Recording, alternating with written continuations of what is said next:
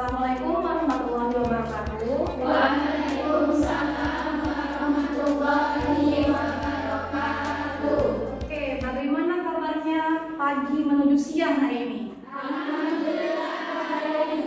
Oke, alhamdulillah. Teman-teman sekalian, hari ini itu kita masuk ke pertemuan 12.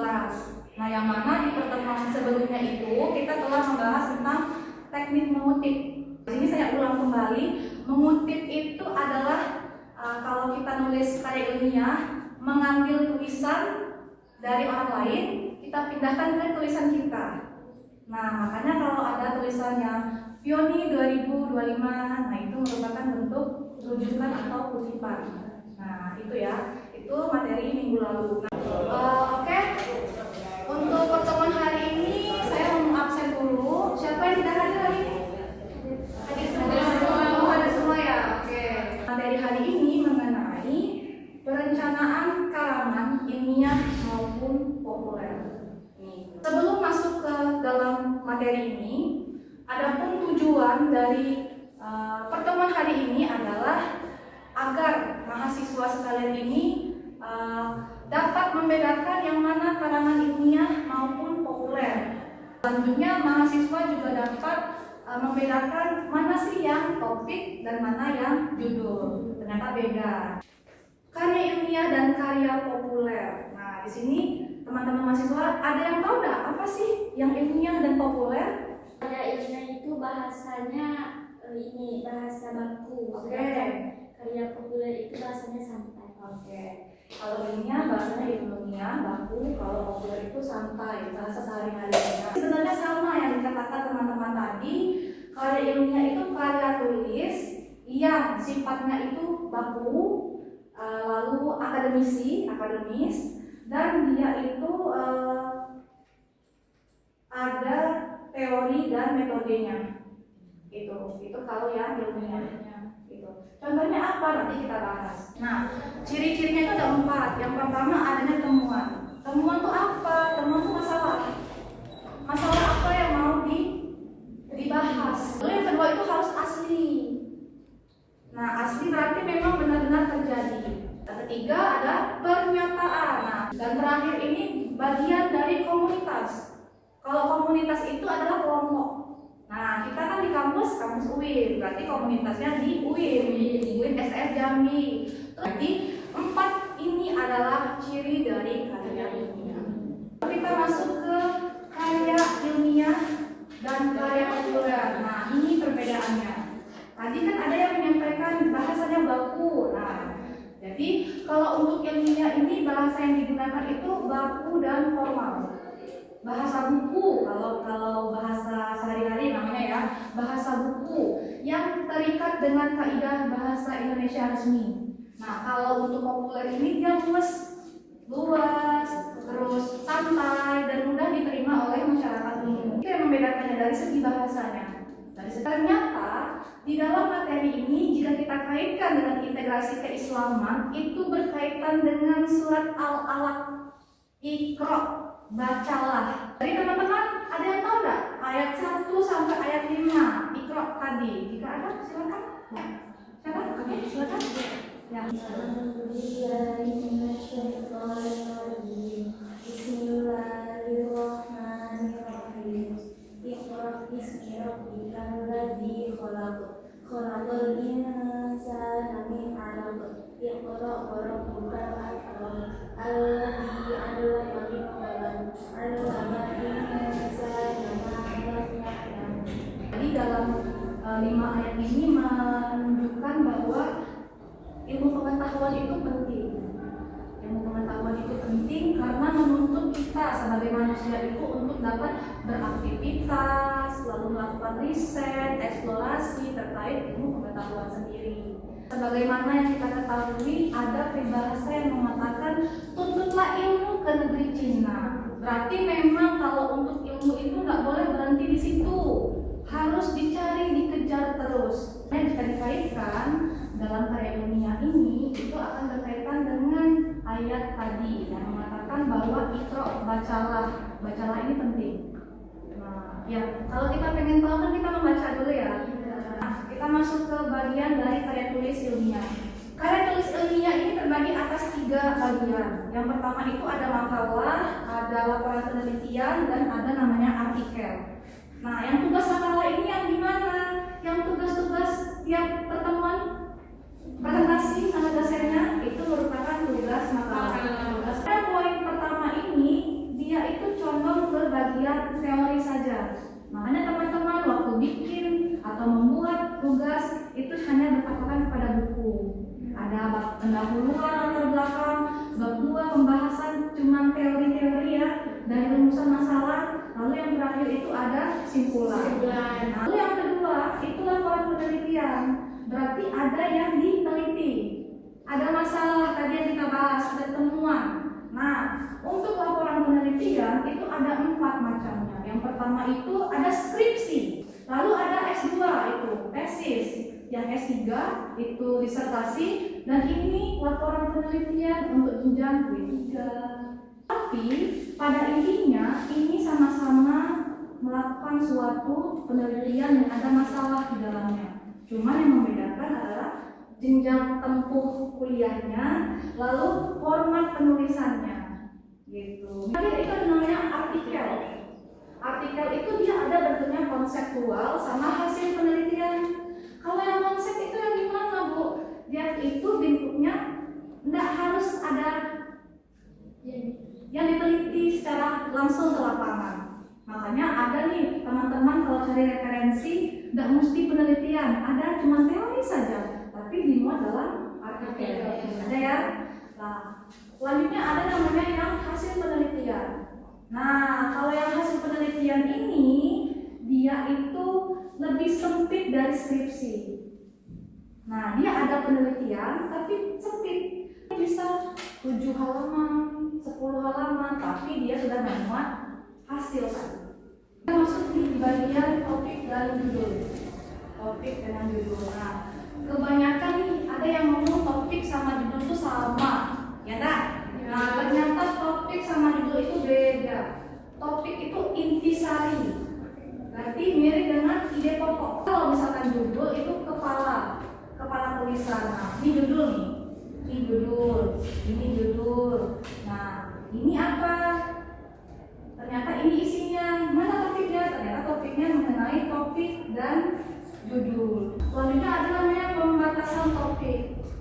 Jadi, ketika kita mau menulis suatu topik harus ada batasan. Jangan dibuat luas.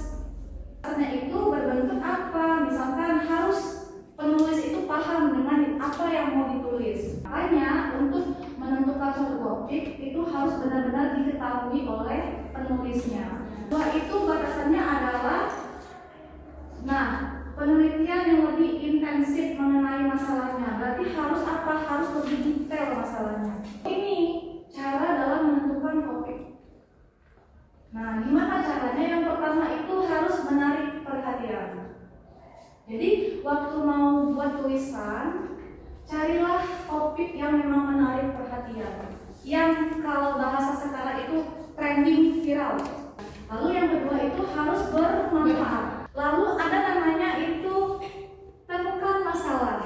Diketahui dan dipahami. Yang tadi, si penulis harus paham dan mengetahui apa yang mau ditulis. Selanjutnya itu ada baca artikel dan sumber lain.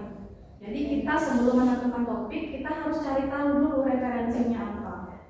Misalnya nih, kawan-kawan mau mencari tentang AI. Nah, sebelum mau menjelaskan tentang AI itu, carilah artikel atau sumber yang tentang AI. Dikumpulin semua sumbernya, barulah bisa ditentukan apa yang mau diperjelas. Jangan terlalu luas. Ada batasan tadi. Selanjutnya ada modifikasi. Modifikasi itu berarti apa? Dia boleh meniru, tapi bukan plagiasi. Makanya ada kata baca artikel dan sumber lain. Jadi kita boleh nih meniru tulisan orang, tapi tidak disalin semua, dimodifikasi. Contohnya kalau kita mau nulis tentang penggunaan AI di tingkat perguruan tinggi, itu judulnya. Oh, kita modifikasi lah. Bahkan ancaman dan peluang AI di tingkat Tingkat Perguruan Tinggi Prodi PGMI UIN STS Jambi angkatan 2024. Nah, itu kan hampir mirip ya. Tapi kalau judul pertama itu nggak dijelaskan apa yang dibahas, cuman penggunaan. Kalau yang judul kedua itu peluangnya apa, tantangannya apa. Nah, berarti apa? Sudah melakukan modifikasi. Gitu. Dia bukan berarti menciptakan teori baru. Terakhir itu tanyakan, kira-kira nih si penulis berminat nggak menulis itu? Materi tadi, nah, ini akan saya tampilkan ya. Ada dua teks A dengan teks B. Nah, kebetulan tempat duduknya udah sesuai ya dengan jumlah teksnya. Ada kelompok pertama sama kelompok kedua.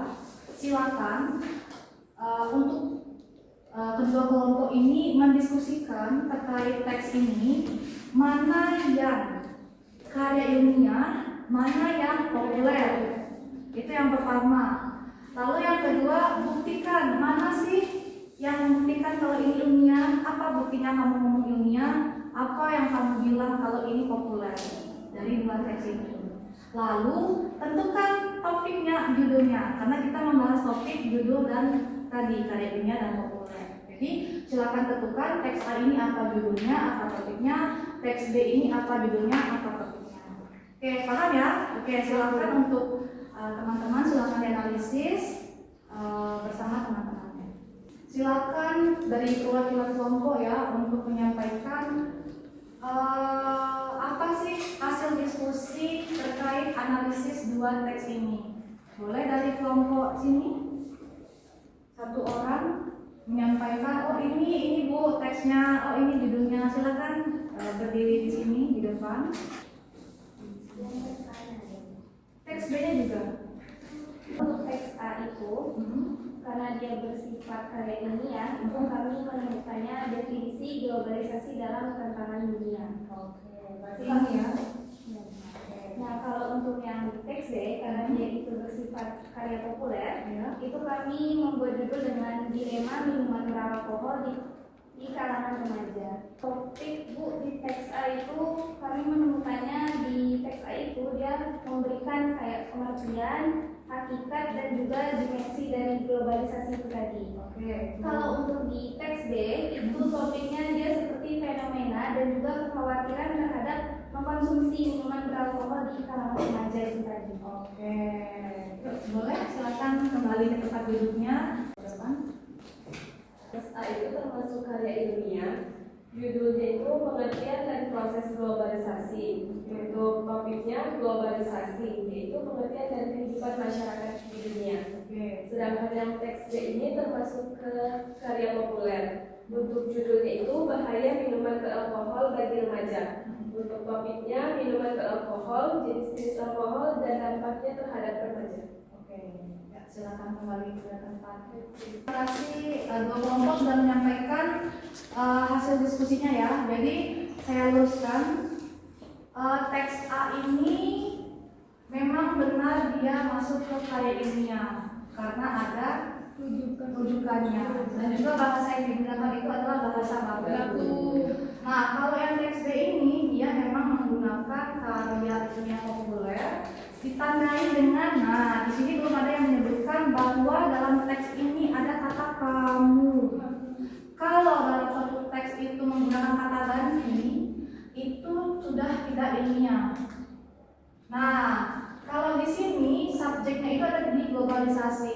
Kalau di dalam kalimat itu kan ada kalimat subjek, predikat, objek, keterangan pelengkap. Nah, kalau subjek, kalau kita baca novel yang berbentuk fiksi, pasti subjeknya ini ada kata kamu, nama, ya.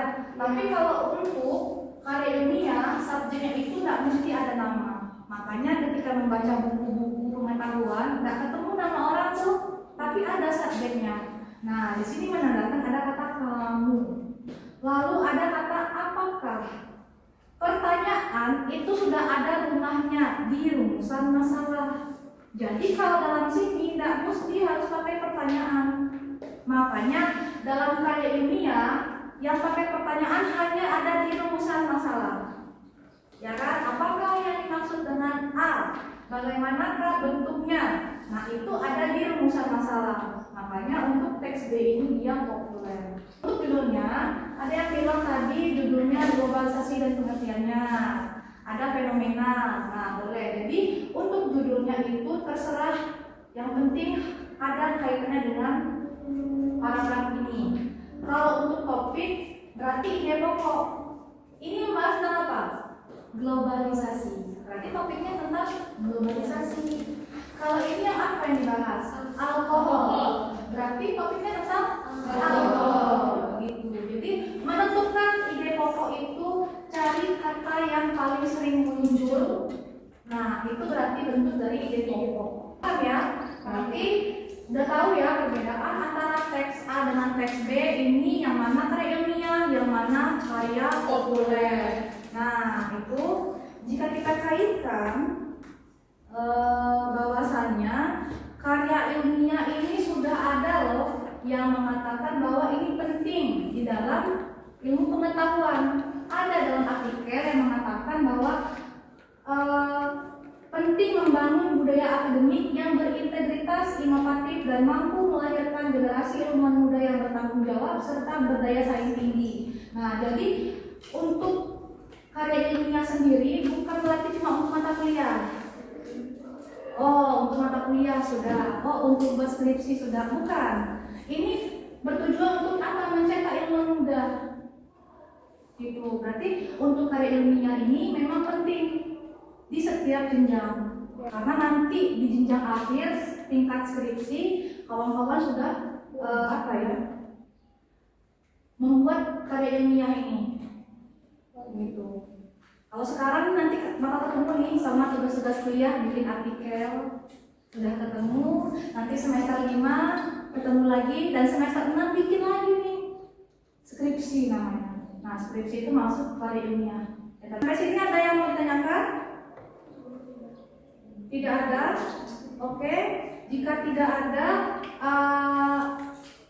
coba satu orang lah yang menyampaikan apa yang didapat dalam perkuliahan hari ini. Oke, silakan.